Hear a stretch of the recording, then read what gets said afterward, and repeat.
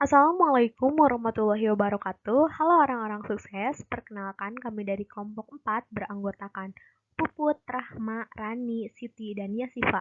Di sini kami akan memaparkan mengenai kegiatan ekonomi di Indonesia dalam pembelajaran IPS terintegrasi SD kelas 5. Apa sih kegiatan ekonomi? Nah, dilansir dari kompas.com yang menyatakan bahwa kegiatan ekonomi adalah serangkaian tindakan yang menghasilkan, memperdagangkan, menjual atau mendistribusikan barang atau jasa dengan keterlibatan transaksi moneter. Lalu, jenis kegiatan ekonomi di Indonesia ada 4. Yang pertama ada produksi, distribusi, dan konsumsi. Yang kedua ada badan usaha. Yang ketiga ada jual beli barter. Dan yang keempat ada home industry. Nah, yang pertama ada produksi, distribusi, dan konsumsi. Produksi ini dilakukan oleh seorang produsen atau pengusaha untuk memenuhi kebutuhan konsumen. Nah, penyaluran barang atau jasa dari produsen ke konsumen ini disebut dengan distribusi. Ketiga aspek ini yaitu produksi, distribusi, dan konsumsi atau konsumen ini tidak dapat dipisahkan. Mereka saling melengkapi dan terus berputar. Nah, yang kedua ada badan usaha. Siapa sih yang tidak tahu BUMN, Badan Usaha Milik Negara?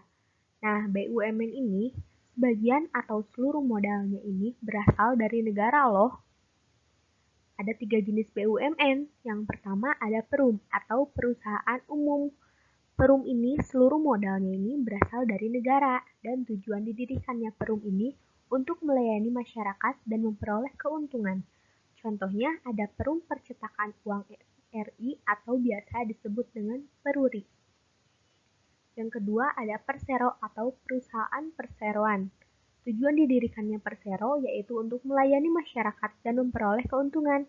Contohnya ada PT Pos Indonesia, PT PLN, Jasara Harja, PT Telkom, dan lain-lain.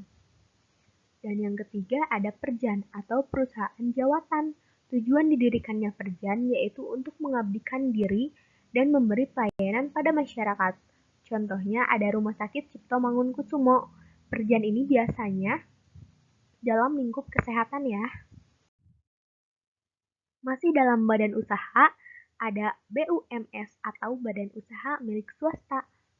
Yang pertama ada perusahaan perorangan atau perusahaan yang dimiliki oleh satu orang saja dan merupakan milik sendiri. Lalu ada firma. Firma ini dimiliki oleh beberapa orang. Nama firma sendiri biasanya diambil dari nama-nama anggota firma tersebut. Harta dan hutangnya merupakan kepemilikan bersama para anggota firma. Nah, firma ini didasari oleh kepercayaan antar anggota. Selanjutnya ada perseroan terbatas atau PT. Pada PT ini, modal dibagi atas kepemilikan saham perusahaan. Pemegang saham ini ikut serta dalam pengambilan keputusan dan kebijakan perusahaan yang disesuaikan dengan besar atau kecilnya saham. Kepemilikan saham dapat berpindah tangan atau dipindah tangankan dan diperdagangkan di pasar saham. Yang terakhir ada CV, Persekutuan Komanditer. Nah, CV ini didirikan oleh beberapa orang, tetapi hanya dijalankan oleh sebagian orang di antara mereka. Oleh karena itu, pada CV ini dikenal dengan anggota aktif dan anggota pasif. Anggota aktif ini bertanggung jawab penuh terhadap CV dengan mempertaruhkan seluruh kekayaannya. Masih badan usaha juga terdapat koperasi. Koperasi ini lahir di Indonesia pada tanggal 12 Juli tahun 1967. Bapak koperasinya adalah Muhammad Hatta. Nah, koperasi ini beranggotakan orang atau badan hukum yang berlandaskan pada asas kekeluargaan. Karena tujuan utama pembentukan koperasi ini yaitu untuk memajukan kesejahteraan anggota serta masyarakat. Ada juga prinsip pengelolaan koperasi, yaitu keanggotaan koperasi bersifat sukarela dan terbuka. Pengelolaan koperasi ini dilakukan secara demokratis. Sisa hasil usaha yang merupakan keuntungan dari usaha yang dilakukan oleh koperasi dibagi berdasarkan besarnya jasa masing-masing anggota. Modal diberi balas jasa secara terbatas. Koperasi juga bersifat mandiri loh. Nah, yang terakhir ada jenis-jenis koperasi. Ada koperasi produksi. Nah, koperasi produksi ini memproduksi barang atau menampung hasil produksi anggotanya, lalu menjualnya. Contohnya ada pembuatan tempe, kerajinan, dan lain-lain yang dijual di koperasi produksi. Selanjutnya ada koperasi konsumsi. Koperasi ini menyediakan kebutuhan pokok para anggotanya dengan harga lebih murah dari toko-toko lainnya. Lalu ada koperasi sekolah. Koperasi ini tentu berada di sekolah dan anggotanya adalah siswa sekolah tersebut. Biasanya koperasi sekolah ini menyediakan alat-alat tulis. Yang terakhir ada koperasi unit desa atau KUD. Anggota KUD adalah warga desa, khususnya para petani. KUD ini menyediakan bibit tanaman, pupuk, dan membeli hasil bumi para petani. Selanjutnya yang ketiga ada jual beli barter. Nah, secara terminologi, jual beli diartikan dengan tukar-menukar harta secara suka sama suka dan biasanya menggunakan uang. Dan ini biasanya dilakukan di zaman sekarang. Sedangkan barter merupakan cara perdagangan pada masa kuno. Sistemnya yaitu tukar-menukar barang suka sama suka dan terjadi akad. Nah, yang keempat ada home industry. Home industry ini merupakan suatu perusahaan yang bergerak dalam skala kecil dalam bidang industri tertentu. Biasanya, usaha ini menggunakan satu atau dua rumah atau beberapa rumah sebagai pusat produksi. Nah, anggota home industry ini biasanya terdiri dari IRT atau ibu rumah tangga yang ingin memperoleh penghasilan lebih. Tetapi terdapat juga anggota yang bukan IRT ya. Nah, home industry ini biasanya menghasilkan makanan atau kuliner dan ada juga barang. Selanjutnya ada sikap menghargai setiap orang dalam berusaha.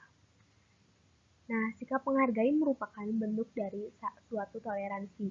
Menurut Bahari tahun 2010 dalam Hamidah tahun 2015, menjelaskan bahwa toleransi adalah pendirian atau sikap termanifestasikan pada kesediaan untuk menerima berbagai pandangan dan pendirian yang beraneka ragam meskipun tidak sependapat dengannya.